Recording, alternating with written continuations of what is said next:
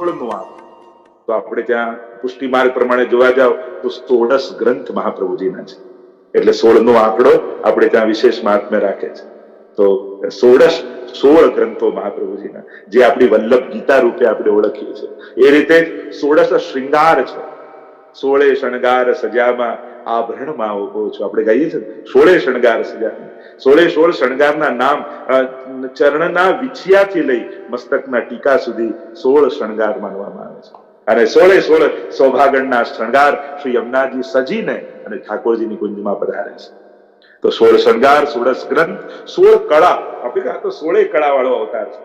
શ્રી કૃષ્ણને 16 કળા વાળા માનવામાં આવે છે. એમ જુદા જુદા અવતારો થયા તો કે આ 12 કળાના, 8 કળાના, 16 કળાના, પણ પૂર્ણ અવતાર હોય 16 કળાના. 11 ઇન્દ્રિયો અને પંચમહાભૂત આ સંપૂર્ણ આનંદમય હોય તો એને 16 કળા કહેવાય. અહીં પણ અનેક માન્યતા અને ભાવના અને ચર્ચાઓ છે કે આ કળાઓની ગણતરી કઈ રીતે કરવામાં આવે.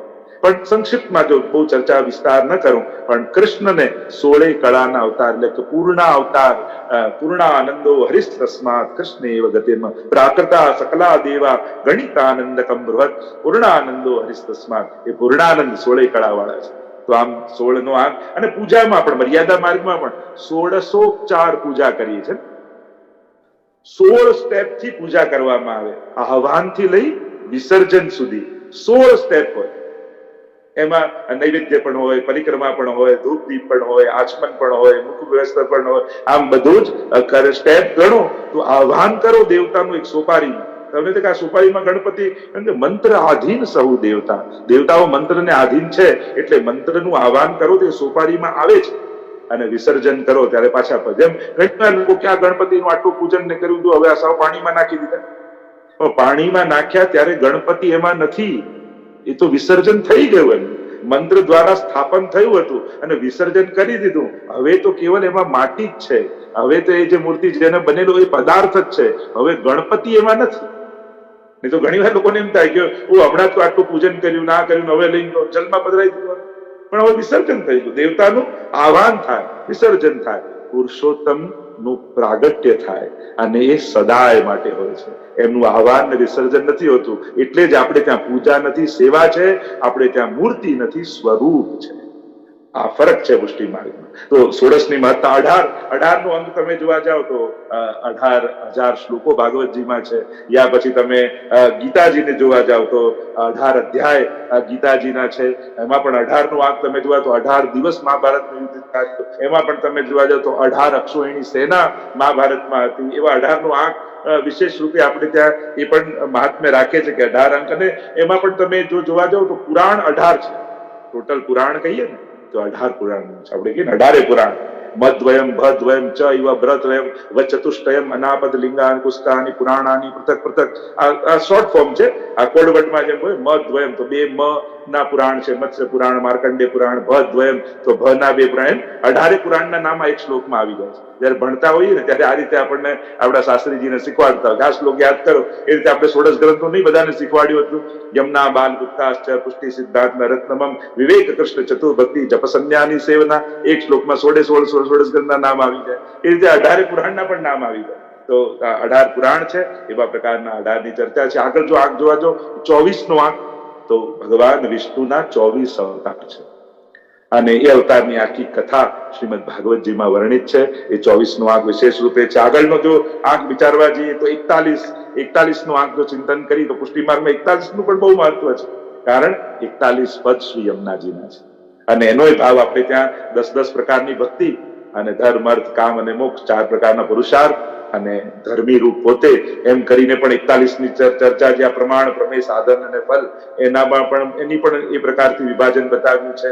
એમ આખું એનું સુંદર જેમ અષ્ટસખાના 8 છે, હરિરાયજીના છે, ગંગાબાઈના, એ રીતે પણ આખી એની ચર્ચા કરી. અને 41 પદની પણ ચર્ચા ખૂબ એનો ઘણો બધો વિસ્તાર કરી શકાય 41 પદના ભાવનો. તો 41 પદો શ્રી યમુનાજીના છે જે હરિરાયજી સંકલિત કર્યા મનાય છે. એમ તો 108 થી વધારે પદો માનવામાં આવે છે, પણ 41 પદની પ્રધાનતા. એ રીતે જ 41 શિક્ષાપત્રો હરિરાયજી લખ્યા છે. આપણે ત્યાં શિક્ષાપત્ર કહીએ છીએ, પણ એનું આ બીજે બધે 40સાનું મર્યાદા માર્ગમાં મહાત્મ્ય હોય છે. પુષ્ટિ માર્ગમાં એક ધર્મી અધિક છે એટલે અહીંયા 40 નથી, અહીંયા 41 છે. આપણે હનુમાન 40 મર્યાદામાં 40 હોય, પુષ્ટિ માર્ગમાં 41 છે. કારણ કે અહીંયા ધર્મ તો છે પણ ધર્મી પોતે ભૂલાઈ જાય તો ધર્મ સિદ્ધ ન થાય. એટલે ધર્મીની એક વિશેષતા મહાત્મ્ય, એકનો આંકડો આપણે યાદ રાખવો પડે. આ એક ઉમેરાય છે પુષ્ટિ માર્ગમાં, એક બળો આધાર કલીમે એક બળતો. આ એકનો આંક તો કલીમાં યાદ રાખવાનો, અને એ છે શ્રી મહાપ્રભુ. તો આગળ જો ચર્ચા કરીએ તો એ રીતે 41 56 નો આંક જો વિચાર કરીએ તો 56 ની તો ભાવના ઘણી બધી, ઘણા બધા પ્રકારની. સૌથી પહેલો 56 બોલતા જ આપણને શું યાદ આવે? 56 ભોગ. સૌથી પહેલા એ જ યાદ આવે. તો ઘણા એમ થાય કે 56 ટાઈપની સામગ્રી બનાવીને ભોગ કરતા હશે. અરે આ મર્યાદા માર્ગ નથી કે જ્યાં સામગ્રીઓ ગણવામાં આવે. અહીંયા તો 56 ભાવ છે. વ્રજભક્તોના મુખ્ય 56. તમે મધુરાષ્ટક જુઓ તો મધુરાષ્ટકમાં અધરમ મધુરમ, વદનમ મધુરમ, નયનમ મધુર, આમ મધુર મધુર ગણો કેટલી વાર આવે? એ તો 56 વાર. 8 શ્લોક છે ને એક શ્લોકમાં 7 વાર આવે છે. મધુરાધિપતે અખિલમ મધુરમ, એક શ્લોકમાં તો 56 વાર મધુર આવે. કેમ? 56 નો આંકની વિશેષતા કેમ? આપણે ત્યાં 56 ભોગ છે, 56 આસન છે. 56 ની તો અનેક પ્રકારની ભાવના, આપણે 56 ભોગની સાથે 56 ભાવનાઓ પણ બતાવી છે. એની પણ બધી ગૂઢ અને રસાત્મક અને ભાવાત્મક ચર્ચાઓ પણ છે. પણ વ્રજ કમલ, જો વ્રજ છે ને કમળ આકાર છે, આખું વ્રજ મંડળ, અને વ્રજ કમલ નું મનોરથ કરી ત્યારે 56 પાંખુડીઓ એની માનવામાં આવે છે.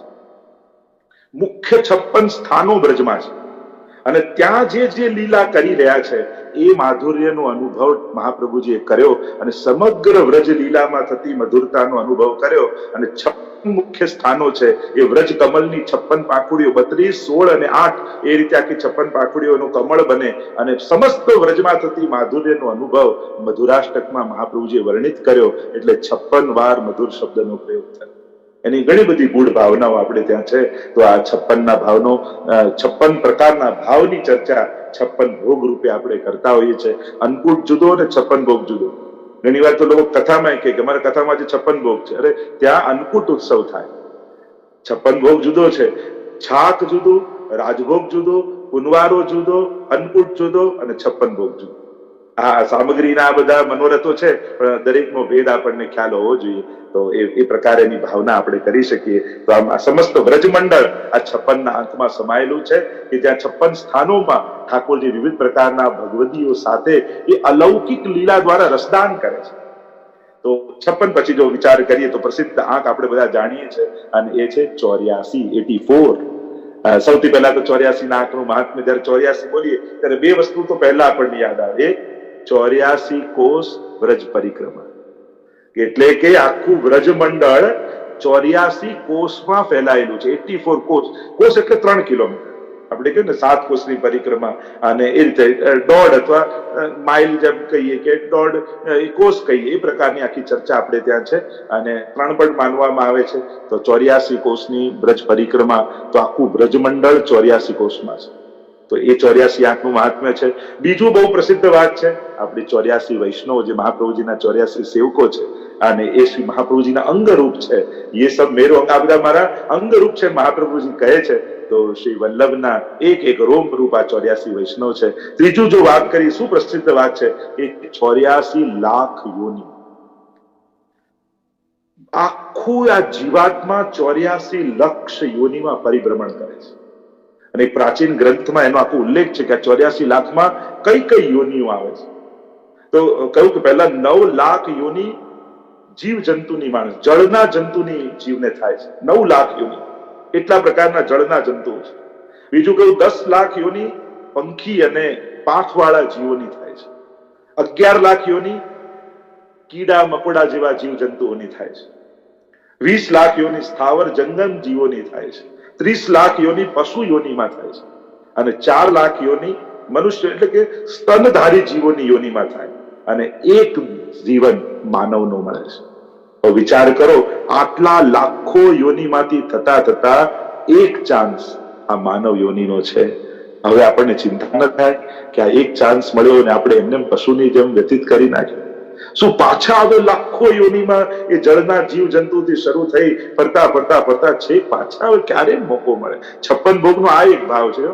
એક માનવની યોનીમાં સેવા થઈ શકે છે. પણ બાકી 83,99,999 યોનિમાં ભગવત સેવા થતી નથી. એમાં ઠાકોરજીને ભોગ ધરાતો નથી. હવે તમે એનું ટોટલ કરો ને, 83,99,999 એને આંકમાં લખો અને એનું ટોટલ કરો ને તો 56 નો આંક. એટલે કે માનવ યોનિ સિવાય બાકી જેટલી યોનિઓમાં છે એ સમસ્ત યોનિઓની એક સાથે સેવા, એનું નામ પણ 56 ભોગ છે. કે આપણે એક 56 ભોગ કર્યો તો આ 84 લાખ યોનિમાં આપણે સેવા ઠાકોરજીને પહોંચાય. એનો એક ભાવ 84 નો છે. 84 મહાપ્રભુજીના બેઠકજી 84 છે, એનો પણ 84 અંકનું મહાત્મ્ય. એટલે 84 તો વિશેષ રૂપે વિષ્ણુની હૃદયમાં 84 કોષ બ્રજ પરિક્રમા, 84 બેઠકજીઓ, 84 વૈષ્ણવો અને આવા 84 નો આંક વિશેષ રૂપે પુષ્ટિ માર્ગમાં ગ્રાહ્ય છે. અને આ 84 લાખ યોનિમાંથી જયારે તમે 84 વૈષ્ણવની વાર્તા વાંચો છો ત્યારે એ વાર્તાઓ તમને 84 લાખ યોનિમાંથી, એટલે કે એક વાર્તા એક દિવસમાં વાંચી તો 1 લાખ યોનિનો અંતરાય આજે તમારો કપાય. એવું ભગવદીઓમાં સામર્થ્ય છે. આ એક એક ભગવદીઓની વાર્તા છે, તમારા 1 લાખ યોનિઓને કાપનારી વાર્તા છે. આવા મહાત્મ્ય સાથે જયારે વાર્તા વાંચશો ને ત્યારે પારના જલ્દી ફેરવવાની ઈચ્છા નહીં થાય. પછી તો એમ થાય કે એક અક્ષરે છૂટી ન જાય એવી સાવધાનીથી વાંચો, ત્યારે એનું મહાત્મ્ય આપણને ખ્યાલ આવે. તો આમ 84 નો આંક. અને 84 પછી જો સીધો વિચારવા જઈએ તો પ્રસિદ્ધ આંક અમારે તો ઇન્ડિયામાં જો એ ડાયલ કરો ને તો તમારા ઘરે ટોણ કરતી એમ્બ્યુલન્સ આવીને ઉભી રહી જાય. અને એ છે 108, 108. ઇન્ડિયામાં 108 તમે કરો તો સીધું એમ્બ્યુલન્સ ઘરે આવી જાય. તો 108 નો એમે આપણે તો એ જ કહીએ કે આપણું ભગવદી જીવનમાં એમ્બ્યુલન્સ તો ઠાકોરજી જ છે. એટલે આપણે 108 મણકા ફેરવીએ એટલે ઠાકોરજી એમનું વિમાન લઈને આપણા ઘરે આવી. આપણે તેવો ભાવ કરો. તો 108 નો વિશેષ આંક આપણે ત્યાં કયો તો 108 મણકાઓ આપણે ત્યાં હોય છે માળાજીના. અને જયારે આપણે ફેરવીએ છીએ મણકા તો એની પણ આખી ભાવનાઓ, ભાવાત્મક માળકને તો ઘણી ભાવના છે કે 108 કુંજો છે, એમાં ભગવદીઓ બિરાજમાન છે. એટલે તમે દરેક એ 108 ગોપીજનોને શ્રી કૃષ્ણ શરણમમાં શ્રી ભગવત સ્મરણ કરતા સુમેરું એટલે ઠાકોરજી. અને ત્યાં સુધી જયારે પહોંચો છો ત્યારે ઠાકોરજી તમારો લીલામાં અંગીકાર કરી લે છે. એવો આખો ભાવ આપણે ત્યાં માળાનો પણ અલૌકિક ભાવ બતાવ્યો છે. દરેક વસ્તુની પુષ્ટિ માર્ગીય જે ભાવનાની ઊંચાઈ છે એ આપણી સામર્થ્યથી બહારની છે, પણ જયારે અધિકાર મળે ત્યારે ભાવના થઈ શકે. તો 108 એટલા માટે કારણ કે દ્વાદશાંગો હોય 12 અંગવાળા પ્રભુ અને 9 પ્રકારની ભક્તિ. એટલે પ્રભુના સર્વાંગમાં 12 અંગમાં નવદા ભક્તિ સિદ્ધ થાય તો 12 9 108. અને એટલા માટે સર્વાંગમાં આપણી નવદા ભક્તિ સિદ્ધ કરવા 108 નો ભાવ. અને એ જ 108 તમે વિચાર કરવા જાઓ તો સર્વોત્તમ સ્તોત્રમાં મહાપ્રભુજીના નામ 108 છે. એ રીતે નામ રત્નાખ્યાન સ્તોત્રમાં ગુસાઈજીના નામ 108 વર્ણિત કરવામાં આવે છે. 108 પ્રધાન રૂપે એ સાક્ષાત બ્રહ્મનું સૂચક છે. પ્રભુના પણ પ્રધાન 108 નામ છે.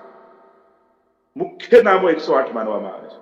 અને એટલા માટે આ સતનામાવલીનું વિશેષ મહાત્મ્ય આપણે ત્યાં છે. એ રીતે હરિરાય મહાપ્રભુ ગિરિરાજજીના પણ 108 નામ કર્યા, યમુનાજીના પણ દ્વારકેશજી 108 નામ કર્યા છે. આ બધા 108 એમનું મહાત્મ્ય. અને છેલ્લે જો 108 નામનું મહાત્મ્ય બતાવો તો દરેક વલ્લભ કુલનું નામ લેતા પહેલા એમની આગળ આપણે 108 લખીએ છીએ. એટલા માટે જ ભાવ છે કારણ કે સાક્ષાત પ્રભુ રૂપ એ આંકને 108 આંકડો એટલે સાક્ષાત પ્રગટ પુરુષોત્તમ, સાક્ષાત ઠાકોરજી રૂપ કહેવામાં આવે 108 ના આંકને. અને વલ્લભકુળ આગળ એટલા માટે લખીએ છીએ કે મહાપ્રભુજીના 108 નામ છે, 108. અને અત્યારે મહાપ્રભુજી આ નામે બિરાજમાન છે અને એટલા માટે પાછળ એમનું નામ લખાય છે કે અમારી બુદ્ધિ વલ્લભ દ્રષ્ટિથી અમે આપને જોઈ શકીએ. મહાપ્રભુજીથી ઇતર અમારો ભાવ આપનામાં ન હોય, આપનામાં બિરાજમાન વલ્લભત્વના અમને દર્શન થાય. એ ભાવથી આપણે 108 પરમ પૂજ્ય 108 પછી નામ બોલવામાં આવે કે અમારા માટે જે મહાપ્રભુજીના 108 નામ ગુસાઈજીએ કયા છે, 108 નામ પછી આ નામે આજે વલ્લભ અમારે ત્યાં પધાર્યા છે, અથવા આ નામે આજે મહાપ્રભુજી અહીં બિરાજી રહ્યા છે, એવો ભાવ આપણે ત્યાં 108 નામનો છે. તો પુષ્ટિ માર્ગનું આખું આ અંક ગણિત છે. વિસ્તારે તો સહસ્ત્ર નામનું પણ આગળ પણ આંકડા વિચારી શકાય. સહસ્ત્ર નામની પણ ચર્ચા છે. એમ તો છે કે 88,000 ઋષિઓ પણ છે, લક્ષાવધિની પણ ચર્ચાઓ છે અને કોટીની પણ ચર્ચા. આંકડો જ ગણવાના હોય તો કોટીઓની પણ ચર્ચા છે. પણ સંક્ષિપ્તમાં આજે પુષ્ટિ માર્ગ અને હિન્દુ ધર્મના અંક ગણિતની આપણે બધાએ ચર્ચા કરી કે આ એક આંકો આપણે બોલીએ તો છે પણ ત્યારે એ આંકોની મહત્તા આપણને સમજાતી નથી. અને સમજાતી નથી કારણ કે જો આ મેં ચશ્મા કાઢ્યા મને ધૂંધળું દેખાવા લાગ્યું. ત્યારે એમ થાય કે આ 1.5 નંબર છે, હવે હું બીજો નંબરના ચશ્મા પહેરું તોય મને બરાબર ન દેખાય. એટલે આંખને તો પકડી જ રાખવો પડે છે, કારણ કે એ આપણા જીવનનું અભિન્ન અંગ છે. અને અંક એ આપણો પરિચય આજે થયો છે. ત્યારે આ બધા અંકોનો વિચાર જો અલૌકિક દ્રષ્ટિએ કરવામાં આવે, હવે તમે તમારું લાયસન્સનો આંકડો યા ગ્રીન કાર્ડનો આંકડો બોલશો ને ત્યારે 1, 3, 2 તો તમને આ બધી વાતો યાદ આવી જોઈએ કે 1 શું છે, 3 શું છે, 5 શું છે લૌકિક જ. પણ ચતુરાઈ વૈષ્ણવની શું છે કે લૌકિકમાં પણ અલૌકિકને કઈ રીતે શોધી લેવું, સંસારમાં પણ શ્રીજીને કઈ રીતે ગોતી લેવા. આપણી તો ચતુરાઈ એમાં છે. સંસાર છોડીને મળશે તો છોડીશું ક્યારે, મળશે ક્યારે? આપણે તો સંસારમાં જ એને ગોતી લેવો છે, અને આપણી નિકટ આજુબાજુની લૌકિક વસ્તુઓમાં પણ એને શોધી લેવાનું. તો હંમેશા કહું ને, પ્રભુ એવી જ વૈષ્ણવને ચતુરાઈ આપે છે કે ઠાકોરજી વૈષ્ણવને સુખ આપે અને મળેલા સુખનો વૈષ્ણવ મનોરથ કરી એને આનંદમાં કન્વર્ટ કરી લે છે. મળ્યું છે લૌકિક, પણ એને ઠાકોરજીમાં વાપરી એને પોતાના જીવનનો ઉત્સવ બનાવી લે છે. તો આ મળેલા સુખને ઉત્સવમાં ફેરવી લે એ તો વૈષ્ણવ